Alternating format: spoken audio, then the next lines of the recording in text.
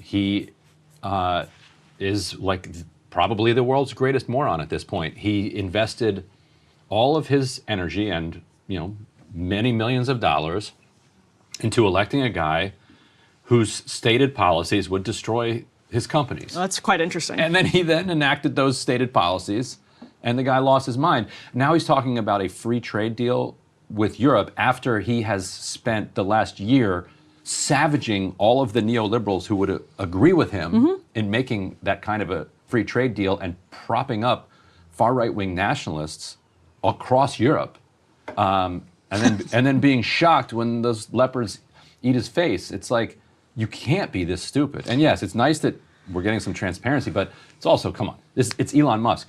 It's impossible to not know his every thought. He forces it right in front of your face. Right, it's not an intentional strategy. He paid strategy. so that everybody knows his stupid thoughts. It's not an intentional strategy of transparency. It's not like we are going to finally let the American people in. Now, the consequence of it, I think, is helpful for the American people. But yes, it's not them being like, we have such pure heart that we are going to let you into the negotiating room. We asked Elon to do this. So we're going to play a clip now of Peter Navarro talking about Elon Musk. Elon Musk responded to it, and man, does that spiral from there. So let's go ahead and roll this next element.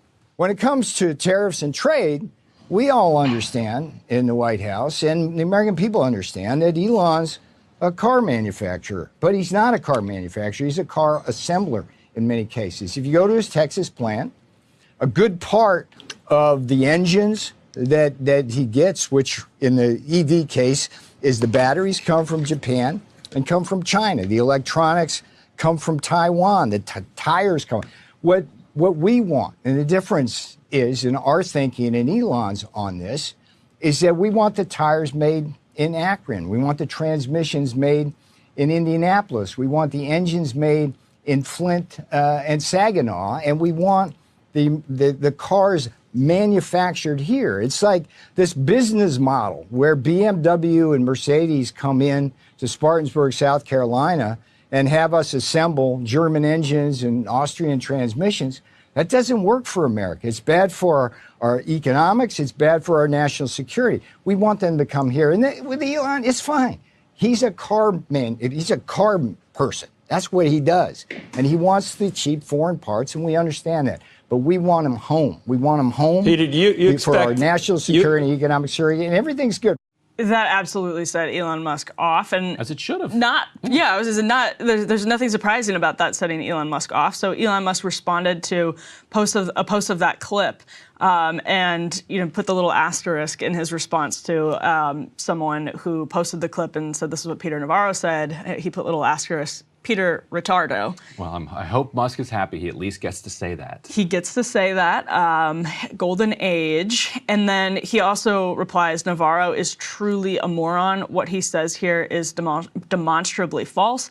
Tesla has the most American-made cars. Navarro is dumber than a sack of bricks. And then he tagged the account, I find retards, and then he tagged Peter Navarro's account in his response there.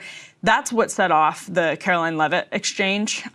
So again, it makes sense that this is how they're responding to one another. And right. Peter Navarro is somebody who, there are a lot of people in Trump's orbit who are quite uncomfortable with Elon Musk's aggressive libertarian economic policy, particularly because it's led him to have deep financial entanglements with China. And a lot of people actually just have, you saw this spill into the surface with Steve Bannon over the H-1B stuff. A lot of this is simmering.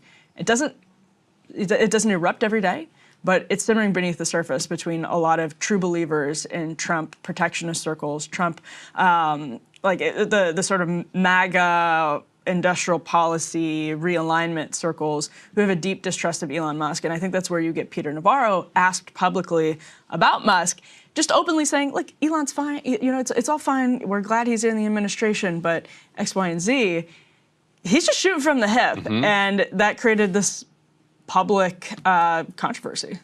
Yeah, and consumers of this news program would never kind of mistake me for some Elon Musk fanboy, but he does assemble a lot of the batteries here because he has a big plant in Nevada that makes batteries for Tesla.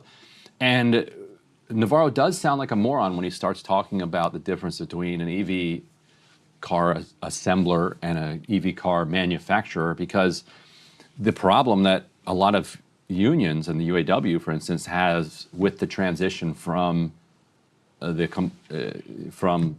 kind of cars they've been making for 100 years to the EVs is that they're so much easier to assemble. Like an EV it's like a battery and some wheels and then a really advanced software system wrapped around it, and then some panels that fall off as soon as you drive the car off the lot.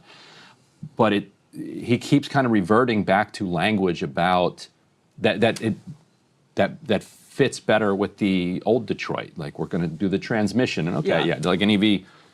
Technically, I guess it has a transmission, but it's like a one-speed transmission. It's like, that's it. You press the gas and it goes. It doesn't have the multi-speed transmission. It's not, you're not putting the clutch and V6 and V8 and like all of the fine tuning that requires sophisticated manufacturing isn't there with the quote unquote engine of an EV, which is just the battery and it goes.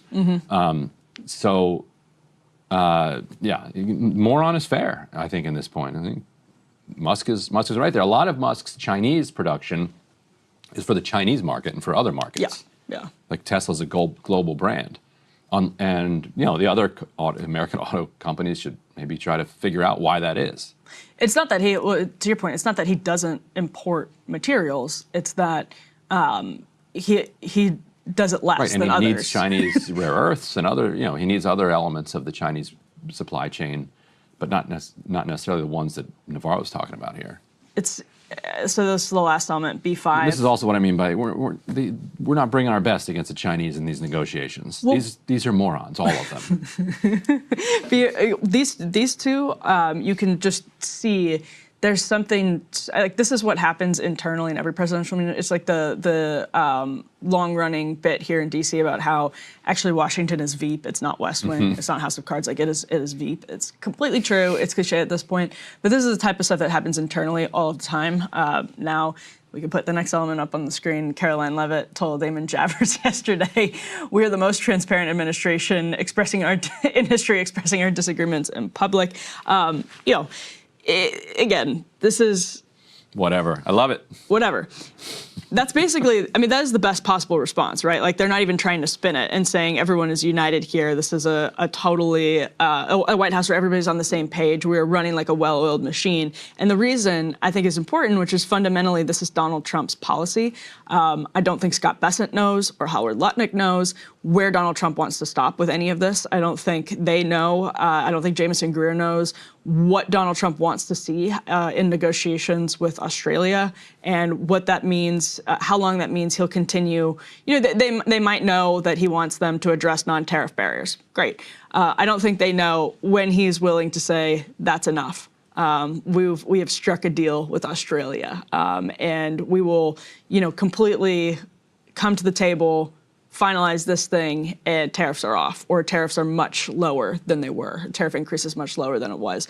And I think that's what this reflects at the end of the day, is like they can't be on the same page because there's one person whose opinion on all of this matters, and he plays it close to the vest. And he's doing that because he thinks it's his leverage, but at the same time, they have no idea. Like, that's what that means at the end of the day, is that it's just, we were talking about this earlier, it's what Donald Trump decides. And speaking of not being transparent, like, we actually don't really know because he hasn't said where this stops. What's good enough? And in the end, this is a rare moment where it doesn't matter. Like, the propaganda doesn't matter, the messaging doesn't matter, the infighting, the X-fighting, none of that really matters. What matters, because it's the public is not going to experience this refracted through the media. They're going to experience it. And this stuff is either going to work or it's not going to work. And if it doesn't work, it does not matter what they say about it. And if it works, people will be very happy. So far, not working. And that's all that's going to matter. Like, if we get a financial crisis and a recession out of this, it really isn't going to matter how the White House messaged it and whether they were on the same page, whether their fights were internal and leaking or playing out on Twitter. Won't matter. You lost your job, you don't care. Agree. Hey, if you liked that video, don't forget to hit the